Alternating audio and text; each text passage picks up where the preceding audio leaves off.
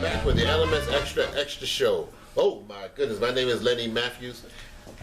This young lady came on LMS a couple of months back, hit the social pages, hit the social media, and was #1. Somebody out in Indiana wants me. No, I can't go back there. Hit #1. Had a powerful message. She's going to talk about the African burial ground today. Ladies and gentlemen, give it up to who? Deshawn Williams. Give it up to who? Give it up to one more time, you don't mind? Deshawn Williams. Give it up to Miss Williams, everybody. Way!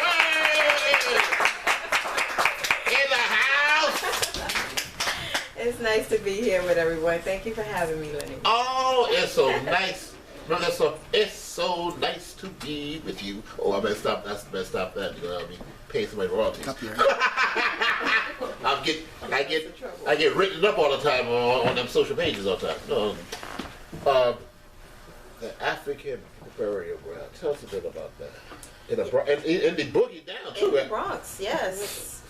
Tell me, my sister. An enslaved African burial ground. I know we had just mentioned, slavery and well, Hunts Point. It's kind of intriguing because the streets are lined with the slave owners.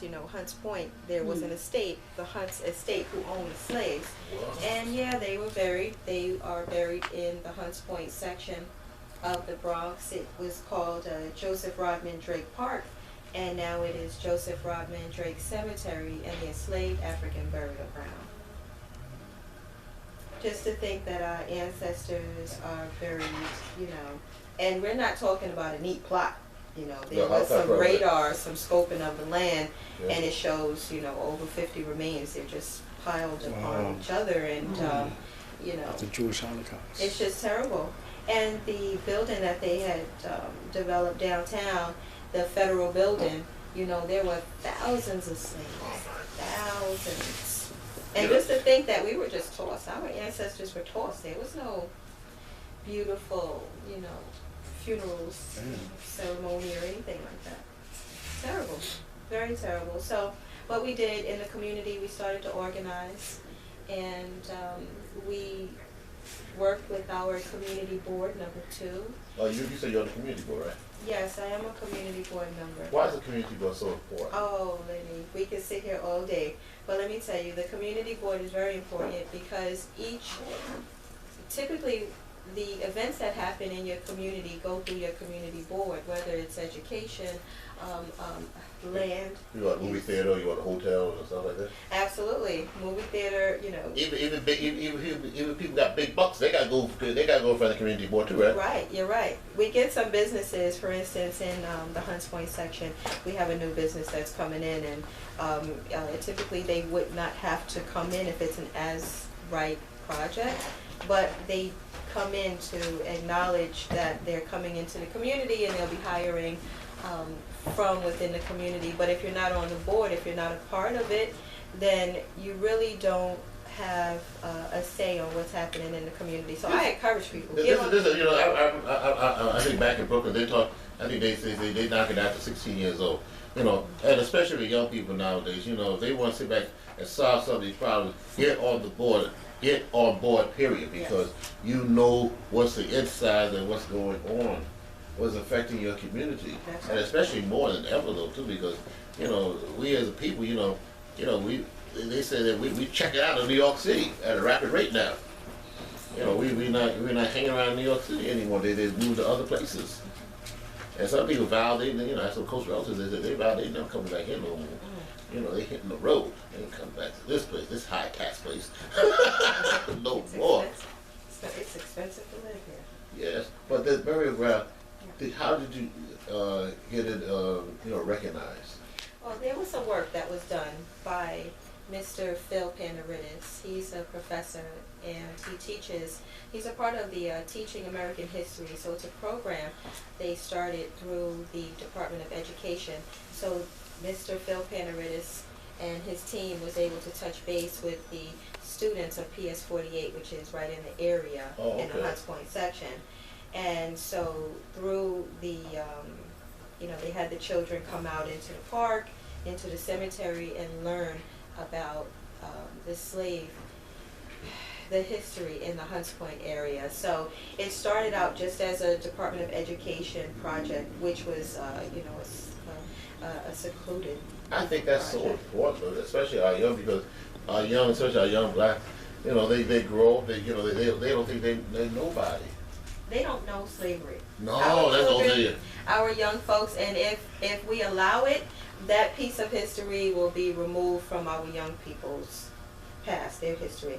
But if you don't know exactly where you come from, if you don't know what your family, what your roots are, your heritage, your history, then chances are you'll fall right into somebody else's system. And that's what, it would be easier to control our children and divide them if we had, captured their mindset. But we have to be able to, teach our children about slavery. So slavery didn't disappear. No. They put it in the 13th Amendment. So Yes, they it did, will always. because when that came into existence, they got rid of slavery, but they brought something else new in it, prisons. Yes, yeah. And so the prison system, when you are incarcerated, you are losing your rights. And so, they've done, a lot of studies on the profiling that took place in New York. And it took a community effort. Like, we had to come out into the streets and we had to, speak about the profiling. Did you as far as the burial ground, did you have to, is it recognized now? Yes, on May 17th of this year, 2014, there was a plaque renaming of Drake Park and the burial ground. So the slaves that were buried there were never acknowledged. I mean, there was a census report done in the 1800s that identified first name slaves that the Hunts family owned. But, at this point we're on the community board, so we have the leverage of the city, and, so there's a memorial that we're looking to build. Also a cultural center and facility for our young folks. This takes a lot of money. But that's listed on the air, but go ahead. Yeah, but we have some great people that are involved, and so if you're interested in getting a part, being a part of the information, I mean, I guess they can. Well, we on the social page, so we're not on public access. Give it out. That's why I go to the social page. Go ahead. Do you have a website or anything? Or? Well, we're formulating the website. Okay. And everything right now. You can find the community board meetings are on community board number 2 in the Bronx. Is the last Wednesday of the month. Well, one should be, no matter where you watch this or anywhere around the world, one should be active in the community, right? Yes. Because I always remember what Reverend Sharpton said many times at the end of the show once on Sunday. He mentioned, he said, the activist you find, he's not going to be on television. The activist you find, he's not going to be on the radio. The activist you find, you're not going to find in the newspaper. And sure, he tried to say, you're the activist, you have to make things happen. That's right. Even going out and get a traffic light on the corner, or getting a mailbox in the community, you're the activist. That's right. And we can make it happen. We can get it done together when we lock arms. One person trying to run through a door, you might get a little challenge, some opposition, but if everybody locks arms and try to run through, the door, I think will make a difference, but you got to get involved. And if you don't know where to start, because that was one of my biggest things, I've been a community organizer for some years, but it was always, how do you get started, and you just have to do something. I started just doing workshops at the library, just educating folks, and I would go from door to door, just talking to people, and just getting involved. I figured I was in the community, but a lot of us don't realize what's in the community. So the community, is the communion and then the unity. It just means we move as one.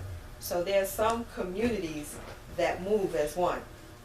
They don't deal with stop and frisk. They control their policing, they control their employment. And I think that's what it's at. Like in the Jewish community, they keep control of their resources. So, our resources come in the door and they go right on out. Fast too. Very fast, very fast. Also, too, I ask you one last question. You always welcome back. Well, we're on the social about the past election. What's your opinion about this past election? Well, I don't want to get into politics, but then we have to get it a little bit. yeah, well, there's two things I really don't like to talk about. It's politics and religion. But the last election, of course we have a low turnout. And I deal primarily with the Bronx population. And we have to do a better job. We have to do a better job. The Democrats have lost some control in the seats. But the one thing that we don't pay attention to is, the question, like, what happens next? If I don't come out to vote today, then what happens next? I think it's so important because we're not talking politics, Democrat, Republican, or same bird, whatever it is that, and especially in our community, we got to vote for, even if it's an off year, go and vote in the off year. Because we get this idea about voting for the president. That's nice. But the president really don't get the votes. It's the electoral college that decide who's going to get it. And your local people are the ones. Those are the only rascals you got to go after. You got to go after. It's the local. You got to vote in your local because everything as one. I think Tip on them mentioned said every politics is local. Oh, absolutely. Everything is local. It's local, but we must play a part. We had to. I'll give you a quick story. I remember I went overseas, and I run over there for people, go over there for people to get their voting rights, and I couldn't vote back here. I said it was the last thing I'd do. I'm coming back here. I'm gonna even vote for dog catching. And I try to go make it every election. No excuse. I try to make it every election because it's something that we, especially as people of color, we fought for. And it's trying. The system's trying to take it away from us. Oh yeah. With the voting cards and this and that and the other. The old days you had the poll tax, or recite the Constitution and all this kind of stuff. But one must, even for local races, if they're running for a dog catcher, one guy running for dog catcher, the other guy for dog catcher, you have to be out there. Is that true? That is true. That is true. You have to be a part of it. All politics is local. The presidency every 4 years. That's just on the top of the chain there. But what happens in the community is local politics. So it starts with your community board. You get on the community board, and then you start to, just go out and not only register to vote, but you have to get a workout buddy. Back in the day, we didn't just march over those bridges by ourselves. You got to get a workout buddy.